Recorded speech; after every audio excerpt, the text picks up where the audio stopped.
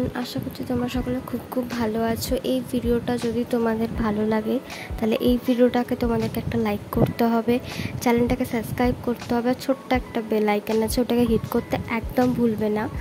আমি এরকম নতুন নতুন মেকআপ লুক নিয়ে চলে আসি।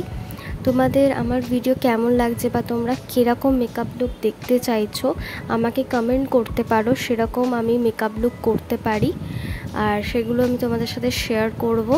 তো চলো বেশি বকবক না করে ভিডিওটা করি স্টার্ট। প্রথমে আমি ভালো করে ফেসিংটা লাগিয়ে নেবো ফেসে। ভালো করে ফেসিংটা লাগানোর পর আমি এখানে একটা লিপস্টিক লাগাচ্ছি, তারপর একটা প্রাইমার লাগাচ্ছি। ভালো করে প্রাইমারটা লাগানোর পর আমি এখানে মাস্কে কনসিলার নিয়ে ভালো করে ওটাকে ব্লেন্ড করে নেব বিউটি ব্লেন্ডারের সাহায্যে। এরপর আমি আরও একটু কনসিলার লাগাবো আর সেটাকে ব্রাশের সাহায্যে ভালো করে ব্লেন্ড করে নেব। অফ ক্যামেরায় আমি আইব্রোটা করে নিয়েছিলাম। এরপর যেটা দিয়ে আইব্রো করেছিলাম সেটাই আর একটা কাজল নেব, সেটা নিয়ে ভালো করে আমি লাগিয়ে নিচ্ছি। এটা হচ্ছে বেস।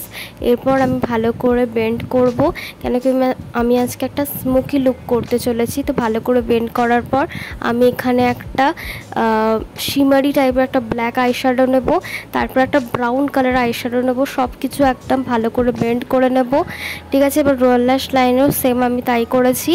একটুখানি কাজল লাগিয়েছি, ব্রাউন আইশ্যাডো দিয়েছি, একটুখানি ব্ল্যাক আইশ্যাডো দিয়েছি।